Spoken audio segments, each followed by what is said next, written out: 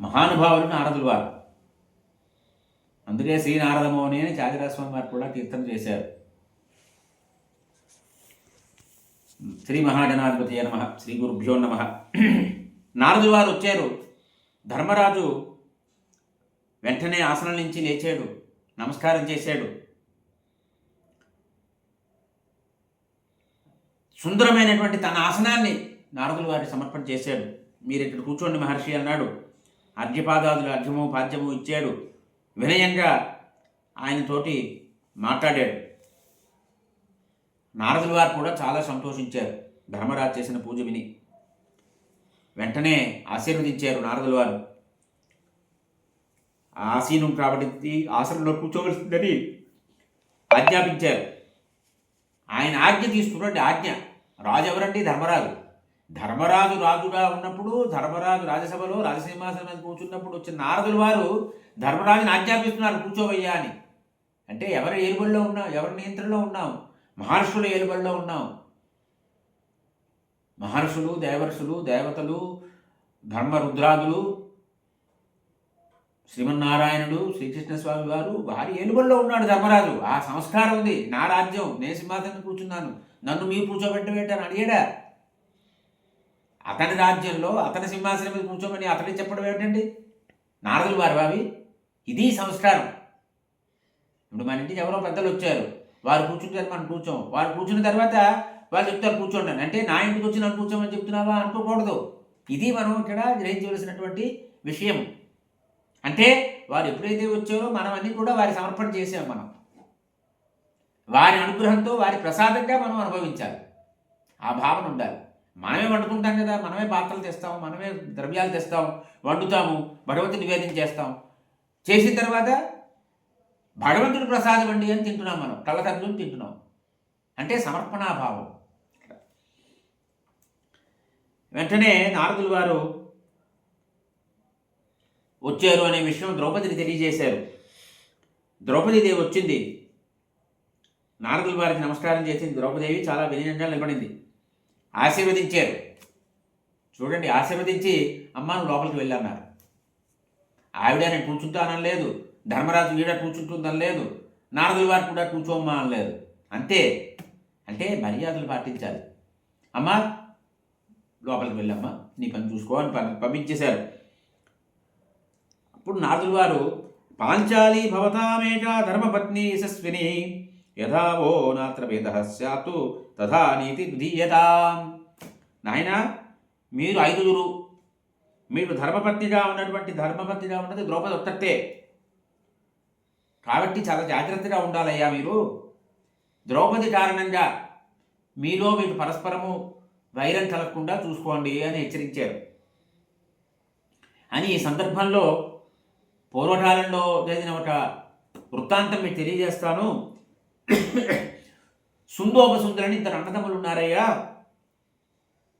వాళ్ళు ఎప్పుడూ కూడా ఒకే చోట ఉండేవారు. ఏది చేసినా ఇద్దరు కలిసే చేసేవారు. ముల్లోకాల్లోని కూడా వాళ్ళకి చంపడం అనేది సాధ్యం కాదనేటువంటి ప్రసిద్ధి వచ్చింది. ఒకే రాజ్యం ఇద్దరికి కూడా, ఒకే ఇల్లు, ఒకే పాన్పు, ఒకే ఆసనం, ఒకటే ఆహారం. వాళ్ళు కలిసి తింటారు. అంటే ఒక కంచంలో తిని మంచం మీద పడుకుంటారు అంటారు కదా, అలా ఉండేవారు వాళ్ళు అన్నదమ్ములు ఇద్దరు కూడా. అయితే తిలోత్తమ అనేటువంటి ఒక అప్సరస వల్ల వాళ్ళిద్దరూ కూడా ఒకరిని చంపుతున్నారయ్యా. అందువల్ల మీ మధ్యన అన్నదమ్ముల మధ్య ప్రేమభావాన్ని పెంపొందించుకోండి, సౌహార్దంతో ఉండండి, ఎప్పుడూ మీలో మీకు విరోధం రాకుండా జాగ్రత్త పడండి అన్నారు. అప్పుడు యుధిష్ఠిరుడు, మహాత్మా ఈ సుందోపసుందులు ఎవరి కుమారులు? వీరి మధ్య వైరం కలగడానికి కారణం ఏమిటి? ఈ తిలోత్తమ ఎవరు? అప్సరస? దేవకన్య ఎవరు? ఈ కథని మాకు కొంచెం వివరంగా చెప్పండి, మాకు వినడానికి ఆసక్తిగా ఉన్నది అని చెప్పాడు. నారదులు వారు అన్నారు, నాయనా ఇది విస్తారంగా చెప్తానయ్యా, మీ ఐదుగురు వినండి అన్నారు. నేను ఒక్కడు కాదు, అందరూ వినండి అన్నారు. గతంలో హిరణ్యకశిపుడి వంశంలో నికుంభుడు అనేటువంటి ఒక రాక్షసుడు వచ్చాడయ్యా. వాడు చాలా బలవంతుడు. వాడికి పరాక్రమం, బలము ఉన్నటువంటి ఇద్దరు కొడుకులు పుట్టారు. అంటే హిరణ్యకశిపుడి వంశంలో వాడు వీడు నికుంభుడు. ఆ నికుంభుడి కొడుకులు వీళ్ళిద్దరూ సుందోపసుందులు ఇద్దరు కూడా. వాళ్ళు చాలా క్రూర స్వభావం గల వాళ్ళు, చాలా భయంకరమైనటువంటి వాళ్ళు. ఒకే నిశ్చయం అన్నమాట ఇద్దరికి కూడా. సుఖమైనా దుఃఖమైనా సరే కలిసే ఉండాలి, ఎప్పుడు విడిపోకూడదు అనే భావంతో ఉండేవారు వాళ్ళు. ఒకరిని విడిచిపెట్టి ఒకరు ఉండేవారు కాదు. ఒకరు లేకుండా ఇంకోటి మాట్లాడదు. వీడు మాట్లాడాలంటే ఉండండి, మా అమ్మ వస్తాడని వాడు, అమ్మ మా తమ్ముడు లేడు, మా తమ్ముడు వస్తే మాట్లాడతానని వాడు. మహాపరాక్రమవంతులు. ఒకే నిశ్చయం ఇద్దరికి, ఒకే మాట, ఒకే నిశ్చయం, ఒకే బాట, ఒకే పని, ఒకే కంచం, ఒకే మంచం అని ఆ రకంగా ఉండేవారు. ముల్లోకాలని జయించాలనేటువంటి సంకల్పం వచ్చింది వాళ్ళు. వెంటనే దీక్ష వహించారు. వింధ్యపర్వత ప్రాంతానికి వెళ్ళారు, తపస్సు చేశారు. శిరస్సు మీద జటలు వచ్చాయి, నారబట్టలు ధరించారు, ఘోరమైన తపస్సు చేశారు. ముందు వాయుభక్షణం చేశారు, తరువాత ఈ శరీరంలో ఉన్న మాంసాన్ని అడ్డు తాగు చేశారు. బొట్టన వేలు మీద నిలబడ్డారు, చేతులు పైకెత్తారు, కనురెప్పలు వేయలేదు. ఇటువంటి నియమాలతో తపస్సు చేశారు. మొత్తం తపస్సుకి పృథ్వీ అంతా వేడెక్కిపోయింది. వింధ్యపర్వతం కూడా పొదలు వచ్చేస్తున్నాయి వింధ్యపర్వతం నుంచి. దేవతలందరూ భయపడ్డారు. ఎన్నో ప్రయత్నాలు చేశారు తపస్సు ఆపడానికి, విఫలమైపోయారు.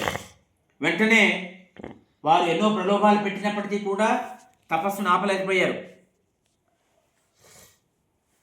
మాయని ప్రయోగించారు, అయినప్పటికీ కూడా ఏమీ ప్రయోజనం లేకపోయింది. వెంటనే వీళ్ళందరూ కూడా బ్రహ్మగారిని శరణు కోరారు. బ్రహ్మగారు వచ్చారు. బ్రహ్మగారు నేను వెళ్తానయ్యా, వాడి తపస్సు చూస్తానులే అన్నారు. వచ్చారు. నాయన సంతోషించారు, వరం కోరుకోండిరా అన్నారు. ఇద్దరూ కూడా చేతులు జోడించారు. మీరు కనుక ప్రసన్నులైతే మా పట్ల మాకు అస్త్రశస్త్ర విశారులుగా తయారు చేయండి, మంచి బలవంతులుగా తయారు చేయండి, కామరూపులుగా తయారు చేయండి, అమరులుగా తయారు చేయండి,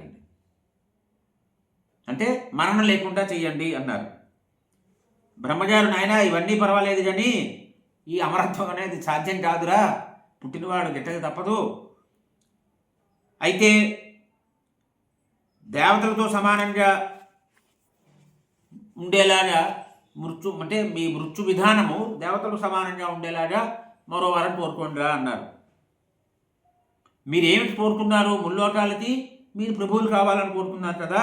అమరత్వం మీ సంకల్పం కాదు, మీ తపస్సు సంకల్పం వేరు. అందువల్ల మీరు అమరులు మాత్రం కాలేరు అన్నారు. అయితే ముల్లోకాలకి మీకు విజయం కావాలన్నారు కాబట్టి అది సిద్ధిస్తుంది, అమరత్వం మాత్రం నేను ఇవ్వలేను అన్నారు. వీళ్ళన్నారు సరేనండి, మాలో మేమే చంపుకోవాలి, నన్ను వాడు చంపాలి, వాడు నన్ను చంపాలి తప్పిస్తే ఇక మూడో వ్యక్తి నన్ను మమ్మల్ని చంపడానికి వీల్లేదు, అలా వరం ఇవ్వండి అన్నారు. చూడండి ఎటువంటి వరాలు అడుగుతారు. అప్పుడు ఆయన అన్నారు బ్రహ్మగారు, సరేనైనా మీ ప్రార్థన నేను అంగీకరించాను. మీలో మీకు ఇద్దరికి ఎప్పుడైనా పరస్పరం కలహం వచ్చి మీలో మీరు చంపుకోవాలి తప్పిస్తే మిమ్మల్ని ఇంకోటప్పుడు చంపలేరురా అన్నారు. ఆ రూపంగానే మీకు మృత్యు వస్తుందిరా అన్నారు. బ్రహ్మగారు వెళ్ళిపోయారు. తర్వాత వీళ్ళు బ్రహ్మగారి వరం వచ్చిన తర్వాత వాళ్ళు ఎవరు చంపుతారు? వాళ్ళకి ఎదురు లేదు. ఇంకా అన్ని రకాల కృత్యాలు చేశారు. స్నేహితులందరూ సంతోషిస్తున్నారు. వెంటనే కిరీటాలు పెట్టుకున్నారు, ఆభరణాలు ధరించారు.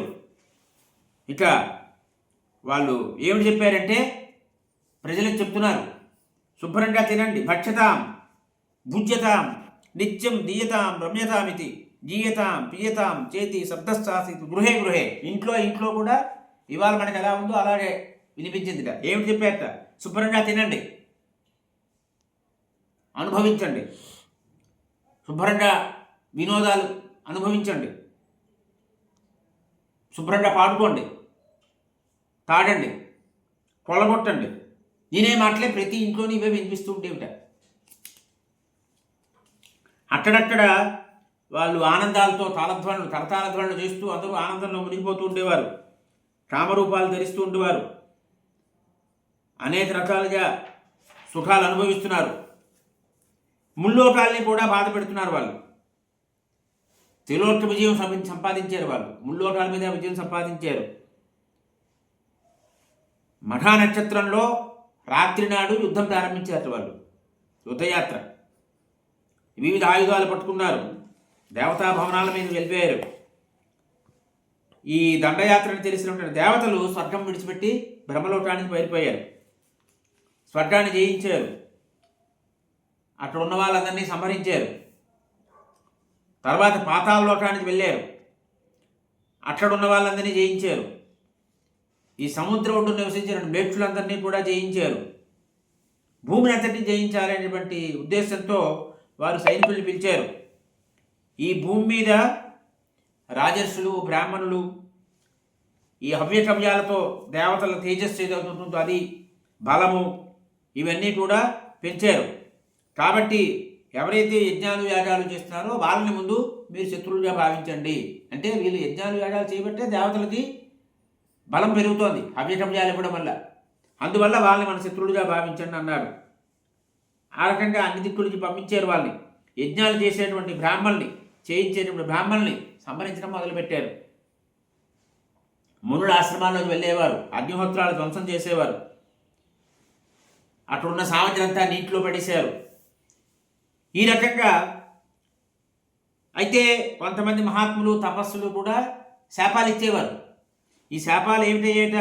రాళ్ల మీద వదిలిన బాణంలా వ్యర్థమైపోయాట. ఈ బ్రాహ్మణులందరూ కూడా భయంతో పారిపోతున్నారు. గరుత్మంతుడికి భయపడి పాములు ఎలా పారిపోతాయో అలాగా ఈ జితేంద్రుడైనటువంటి, శాంతిపరానటువంటి, తపస్సిద్ధుడైనటువంటి బ్రాహ్మణులందరూ పారిపోతున్నారు. ఆశ్రమాలు భగ్నమైపోతున్నాయి, లోకమంతా కూడా నాశనం అయిపోతోంది, జగత్తంతా శూన్యం అయిపోతోంది. ఈ రాక్షసులు ఋషులను కూడా సంహరిస్తున్నారు, భయంకరమైనటువంటి రూపాలను ధరిస్తున్నారు. ఈ రకంగా ఆహాకారాలు మెంటిపోయే, పూర్తిగా పితృకార్యాలు జరగటం లేదు. ఈ లోకమంతా కూడా విఫలంతో ఉంది. భూమి మీద అసలు ఎవరూ చూడలేకపోతున్నారు. సూర్యుడు ఇంకా గ్రహాలు కూడా సంచారం లేదు సరిగ్గా. ఇదంతా చూసి అందరూ చాలా బాధపడ్డారు. బ్రహ్మగారి దగ్గరికి వెళ్ళారు, సత్యలోకానికి. బ్రహ్మగారిని చూశారు. అక్కడ మహాదేవుడు ఉన్నాడు, వాయుదేవుడు, అగ్ని, చంద్రుడు, సూర్యుడు, బ్రహ్మగారి మానసపుత్రుడు, వైఖానసులు, బాలచల్యులు, మరీచులు, వీరందరూ ఉన్నారు. ఈ సుందోపసుందర వృత్తాంతం అంతా చెప్పారు. వాళ్ళు చేస్తున్న అకృత్యాలన్నీ కూడా వివరించి చెప్పారు. బ్రహ్మగారిని కర్తవ్యోపదేశం చేయమన్నారు. బ్రహ్మగారు ఆలోచించారు కొంతసేపు. ఆయనే వరం ఇచ్చారు కదా, ఆ వరాన్ని గుర్తుపెట్టుకున్నారు. ఒకసారి ఆలోచించారు. వెంటనే విశ్వకర్మని పిలిచారు. పిలిచి, నాయనా నువ్వు ఒక సుందర స్త్రీని సృష్టించవయ్యా, తయారు చేయవయ్యా అన్నారు. సుందరమైన స్త్రీని తయారు చేయన్నారు. సృజతాం ప్రబ్ధయేక ప్రమదేతి మహాతపాహ. వెంటనే విశ్వకర్మ నమస్కరించాడు. ఒక దివ్యమైనటువంటి సుందరిని తయారు చేశాడు. ఎలా తయారు చేశాడు? ఈ మూడు లోకాల్లోని కూడా చర అచర వస్తువులు ఏదైతే ఉన్నాయో ఆ వస్తువుల్లోని పదార్థాన్ని సేకరించాడు. ఏది శ్రేష్టమైందో, అంటే చర అచర సృష్టిలో శ్రేష్టమైన పదార్థం ఏది ఉందో దాన్ని సేకరించేట. అవన్నీ తీసి ఆ సుందరి యొక్క శరీరంలో కూర్చాడు. రత్నాలు చేర్చాడు. రత్న కిరణాలు వస్తున్నాయి. అందువల్ల విశ్వధర్మ చేత విశ్వ ప్రయత్నంతో తయారు చేయబడింది ఆవిడ. ఈ ముల్లోకాల్లో ఉన్నటువంటి నారీమణుల్లో ఉన్న సౌందర్యాలు అంటే అందమైన వాళ్ళు ఎవరై ఉన్నారో వారందరిలోంచి కూడా తీసుకున్నాడు అందాన్ని. బ్రహ్మగారి సృష్టిలో ముల్లోకాల్లోని అందగత్తెలు ఎవరైతే ఉన్నారో, మహా సౌందర్యవతులు ఎవరు ఉన్నారో వాళ్ళందరిలోంచి కూడా అందాన్ని తీసుకున్నాడు. అవన్నీ తెచ్చి ఇందులో కూర్చాడు. చేయడం వల్ల ఆవిడ అందము, సౌందర్యము ఇంకెవ్వరూ లేదనమాట. ఆవిడ ముందు ఎవరూ సాటి లేరు. అటువంటి సౌందర్యవతి తయారైంది ఆవిడ. ఆమె చూస్తే అసలు ఏమిలా ఉందంటే, ఆమె రూపసంపద ఆకర్షించని రూపసంపద ఏదైనా ఆవిడలో ఉందంటే నువ్వు నింజంత కూడా లేదుట. అంటే నువ్వు నింజంత అణువణువు శరీరంలో అణువణువు కూడా ఆకర్షించేటువంటి విధంగా ఉంది శరీరం. ఒక లక్ష్మీదేవి శరీరం దాల్చిందా అనే రకంగా ఉండేదిట. ఉత్తమమైన రత్నాలన్నీ తీసుకున్నట్టు ఈయన తిలం తిలం సమానీయ రత్నానాం జన్మృత ఉత్తమమైన రత్నాలు తీసుకొని అందులో నువ్వు నింజంత పరిమాణం తీసుకున్నట్ట. ప్రతి మహారత్నం నుంచి కూడా దివ్యమైన రత్నం నుంచి నువ్వు నింజంత పరిమాణం తీసుకొని అది ఆవిడలో పెట్టాడు, ప్రవేశపెట్టాడు. అందువల్ల తిల ఉత్తమ అంటే నువ్వు నింజ ప్రమాణంలో ఆ ఉత్తమమైనటువంటి స్త్రీలో ఉన్నటువంటి కూడా సౌందర్య గుణాలు అవన్నీ కూడా పెట్టాడు కాబట్టి తిల ఉత్తమ, తిలలతో ఏర్పడింది, ఉత్తమంగా ఉన్నది కాబట్టి తిలోత్తమ అనే పేరు వచ్చింది ఆవిడకి. వెంటనే తిలోత్తమ నమస్కారం చేసింది బ్రహ్మచారికి. చేసి ప్రజాపతి నా మీద నాకు ఏ కార్యభారం మీరు ఇవ్వబోతున్నారు, నేనేమిటి చేయాలి, ఇటువంటి శరీర నిర్మాణం చేయించారు కదా అని అడిగింది. బ్రహ్మగారు నాయనా నువ్వు సుందోప సుందుల దగ్గరికి వెళ్ళు, నీది ఆకర్షితమైన రూపం కదా, చాలా ఆకర్షణించేటువంటి రూపం, నువ్వు రూపంతో వెళ్ళు, వాళ్ళని ప్రలోభ పెట్టు. నిన్ను చూడగానే వాళ్ళకి ఏంటంటే నువ్వు కావాలి నాకు అనేటువంటి భావం వాళ్ళలో కలగాలి, వాళ్ళిద్దరిలోనే. తద్వారా ఏమవుతుంది, వాళ్ళిద్దరి మధ్య విరోధం కల్పించు అని ఉపాయం చెప్పారు బ్రహ్మగారు. ఆమె వెంటనే బ్రహ్మగారికి నమస్కారం చేసి ప్రతిజ్ఞ చేసింది, మీరు ఇచ్చిన కార్యం నేను పూర్తి చేస్తాను అని. దేవతలందరికీ ప్రదక్షిణం చేసింది. అప్పుడు ఎలా కూర్చున్నారు, బ్రహ్మగారు దక్షిణ దిశగా కూర్చున్నారట, శివుడు తూర్పుట అభిముఖంగా కూర్చున్నారట, దేవతలు ఉత్తర దిశగా కూర్చున్నారట, ఋషులు అన్ని వైపులా ఆసీనులే ఉన్నారు. వారందరికీ ప్రదక్షిణ చేసింది ఆవిడ. దేవ సముదాయాన్ని మొత్తం ప్రదక్షిణ చేసింది. అప్పుడు ఇంద్రుడు వీళ్ళందరూ కూడా వారి వారి స్థానాల్లో కూర్చుని ఉన్నారు. ఆ సమయంలో శంకరుడు దక్షిణ పార్శ్వానికి వెళ్ళి దక్షిణ పార్శ్వానికి ఇప్పుడు వెళ్ళింది. శంకరుడికి అటు చూడాలనిపించిందిట. అప్పుడు ఒక ముఖం ఏర్పడింది శంకరుడికి అటువైపు. వెనక్కి తిరిగేట, ఆవిడ వెనక్కి వెళ్ళింది. అప్పుడు అటు తిరగాలనుకున్నారు. అప్పుడు పశ్చిమ ముఖం వచ్చింది శంకరుడికి. ఉత్తర ముఖానికి వెళ్ళింది. అప్పుడు ఉత్తర ముఖం ఏర్పడింది. ఈ మహేంద్రుడు కూడా 1000 కన్నులు ఎలా వచ్చాయి, ఇప్పుడే వచ్చాయి. 1000 కన్నులతో చూశాడు ఆవిడని మహేంద్రుడు. ఆవిడ ఎటు వెళ్తే అటు, ముందు అయితే ముందు, వెనకైతే వెనక, పట్ట అయితే పట్ట, ఈ పట్ట అయితే ఈ పట్ట, అటు చూస్తున్నాడు కాబట్టి 1000 కన్నులతో చూశాడు ఆవిడ. శంకరుడు ఇప్పుడు చతుర్ముఖుడు అయ్యాడు. ఇంద్రుడు సహస్రనేత్రుడు అయ్యాడు. ఈ రకంగా మహర్షులు, దేవతలు అందరూ కూడా తిలోత్తమ ఎటు వెళ్తే అటువైపు చూస్తున్నారు. ఏమిటి ఇంత సౌందర్యం, సృష్టిలో ఇంతవరకు లేదే అని ఆశ్చర్యంతో చూస్తున్నారు. అప్పుడు బ్రహ్మగారు చూశారు. బ్రహ్మగారు చూస్తే అందరూ దేవతలు కూడా ఆవిడనే చూస్తున్నారు, ఆ సౌందర్యాన్ని. వెంటనే ఆవిడ బయలుదేరితే ఇప్పుడు ఈ సుందోపసుందుల కథ ముగిస్తుంది అని అనుకున్నారు బ్రహ్మగారు ఆ తిలోత్తం వెళ్ళింది. దేవతలందరినీ వారి వారి స్థానాలకు పంపించారు. ఈ సుందోపసింధులు భూమండలాన్ని జయించారు కదా, ఇక శత్రువులు ఎవరు వాళ్ళని బాధ పెట్టే వాళ్ళు లేరు. ఇక శత్రువుల బాధ లేదు కాబట్టి ఏం చేస్తున్నారు, శుభ్రంగా ఆనందంగా ఉంటున్నారు, విహరిస్తున్నారు. ముల్లోకాల్లోని కూడా ఇక వాడిని ఎదిరించేవారు లేరు, శుభ్రంగా భోగాలు అనుభవిస్తున్నాడు. మంచి మంచి సుందరమైనటువంటి సౌందర్యవతులందరినీ పెట్టుకున్నాడు. భక్ష్యాలు, భోజ్యాలు, సుగంధ ద్రవ్యాలు అన్నీ ఆయన అంతఃపురాల్లోనే వనాలు, ఉద్యానవనాలు ఏర్పాటు చేసుకున్నాడు. ఒకనాడు వింధ్యపర్వత ప్రాంతంలో విహారం కోసం వెళ్ళాడు వీళ్ళిద్దరూ కూడా. ఆడవాళ్ళందరూ చుట్టూ ఉన్నారు, మధ్యలో కూర్చున్నారు వీళ్ళిద్దరూ, మంచి ఆనందంలో ఉన్నారు. నృత్యాలు, నాట్యాలు, స్తుతిపాఠాలు అన్నీ అవుతున్నాయి, ఆనందిస్తున్నారు. అదే సమయానికి ఈ తిలోత్తమ వచ్చింది. అక్కడికి ఒక ఎర్రటి వస్త్రం ధరించి వచ్చింది. అటు పువ్వులు పోస్తూ కనిపించింది. ఈ రాక్షసులు ఇద్దరు అక్కడే ఉన్నారు, చూశారు తిలోత్తముని. కొంచెం మధుపానం చేస్తున్నారు వారు. వెంటనే వారు ఉన్న ఆసనాన్ని వదిలిపెట్టారు. ఇద్దరు ఆవిడ చేతి వచ్చారు. సుందుడు కుడి చేతిని పట్టుకున్నాడు. ఉపసందుడు ఎడమ చేతి పట్టుకున్నాడు. ఇద్దరు 2 చేతులు పట్టుకున్నారు. వరగర్వితులు, వరం ఉన్నది అనే గర్వం ఉంది, బలం ఉన్నది, ధనం ఉంది, రత్నాలు ఉన్నాయి, సురాపానం చేసుకున్నారు. అప్పుడు సుందోమసుందరిద్దరు మొట్టమొదటిసారి జీవితంలో ఒకరి మీద ఒకరు కథ ఎలా చేసుకున్నారు. అనేసి తిలోత్తమ ఆకర్షిస్తోంది వాళ్ళని. పొడి చూపుతో, పొడి కంటితో వీడిని చూస్తోంది, ఎడం కంటితో వాడిని చూస్తోంది. అమ్మ నన్నే చూస్తున్నాడు అనుకుంటున్నాడు, వాడు పొంగిపోతున్నాడు. దానివల్ల ఏమైంది? పూర్తిగా వ్యామోహం కలిగింది వారిద్దరికి, కోరిక కలిగింది. సుందరుడు అన్నాడు ఉపసుందరుడితోటి, ఒరేయ్ ఈమె నా భార్యరా, నీకు వదిలితో నీకు తల్లితో సమానం రా అన్నాడు వాడు. మమ భార్య తవ గురువు, ఈమె నా భార్య అయ్యా, మీ తల్లితో సమానం అన్నాడు వాడు. ఉపసుందరుడు అన్నాడు, మమ భార్య తవ వధువు, ఇప్పుడు నా భార్య అయ్యా, నీ కోడలతో సమానం అయ్యా అన్నాడు వాడు. తల్లితో సమానం అన్నాడు వాడు, కోడలతో సమానం అన్నాడు వీడు. ఇది నీది కాదురా నాదిరా అంటాడు వాడు. నీది ఎలా అవుతుందిరా నాదిరా అంటాడు వీడు. ఇలా ఇద్దరిలో కోపం పెరిగింది.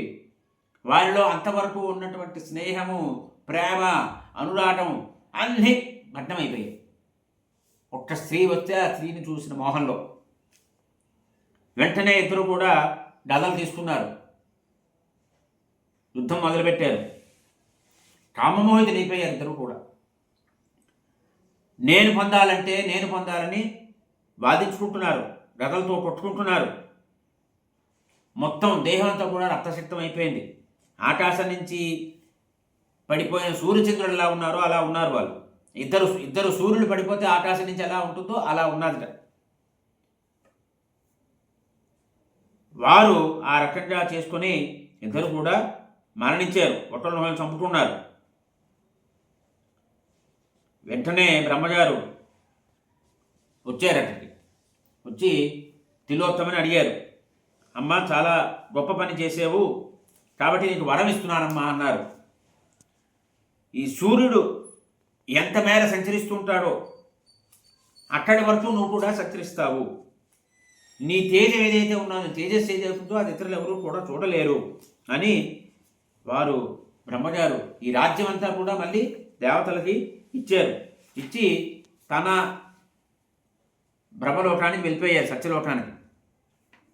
అప్పుడు నారదుల వారు ధర్మరాజుతోటి పాండవులతో చెప్తున్నారు, నాయన అన్ని విషయాల్లోనే కలిసి ఉన్నప్పటికీ కూడా, ఒకే నిశ్చయం ఉన్నటువంటి వారు అయినప్పటికీ కూడా వాళ్ళిద్దరూ కూడా చూసావా ఒక స్త్రీ కారణంగా కొట్టుకొని ఒకరిని చంపుకున్నారు కదా.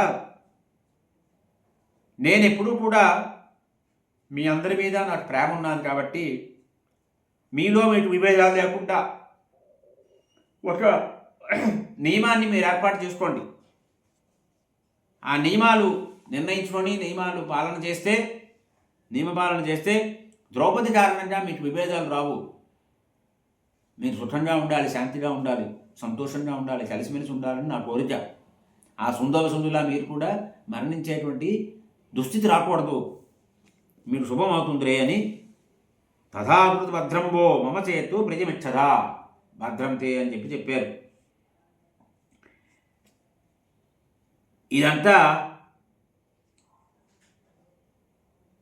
విన్న తర్వాత ధర్మరాజు ఇతర 4 సోదరులు నియమం పెట్టుకున్నారు. ఏకైకస్య గృహే కృష్ణ వసే వర్షమఠల్మష. ఏమాత్రము పాప స్వభావం లేనటువంటి, పాపరహితమైనటువంటి ద్రౌపది మన 5 భవనాల్లోని కూడా ఒక్కొక్క సంవత్సరం నివసిస్తుంది. ద్రౌపద్యా సహసీనాన్యోన్యం యోగి దర్శయేతు సభోదాత సవర్షాని బ్రహ్మచారి వనే వసేతు. ఒక్కొక్క సంవత్సరం ఒక్కొక్క భవనంలో ఉంటుంది ద్రౌపది. ఆ సంవత్సర కాలంలో ఏకాంతంలో ఒకరితో ఉన్నప్పుడు మిగిలిన 4 కూడా అక్కడికి వెళ్ళకూడదు అసలు.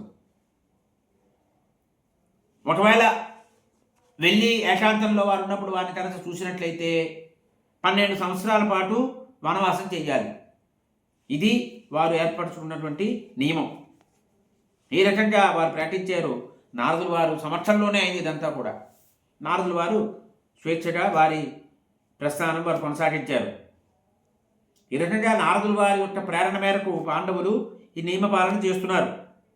అందువల్ల వారికి ఎప్పుడు విరోధం కలగలేదయ్యా అని జనమేజయుడికి వైశంపాయనుల వారు చెప్పారు. అయితే తమ శస్త్రాలతో అస్త్రాలతో మిగిలిన రాజులందరినీ వశంలో ఉంచుకున్నారు, రాజ్యపాలన చేస్తున్నారు. ఈ నియమపాలన చేస్తూ ద్రౌపదితో సుఖంగా సంతోషంగా ఉన్నారు. ద్రౌపది కూడా ఎప్పుడూ కూడా వారి ఆజ్ఞకి అధీనంగానే ప్రవర్తిస్తూ ఉండేది. పాండవులు అమితమైనటువంటి ఆనందాన్ని పొందారు ఈ నియమపాలన వల్ల. ద్రౌపది కూడా సుఖంగా సంతోషంగా ఉంది. ధర్మబద్ధంగా జీవితం చేస్తున్నారు వారు, దోషాలు ఎక్కడా లేవు వారిలోని. అందువల్ల బాగా వృద్ధి పొందారు. అయితే కొంతకాలం అయిన తర్వాత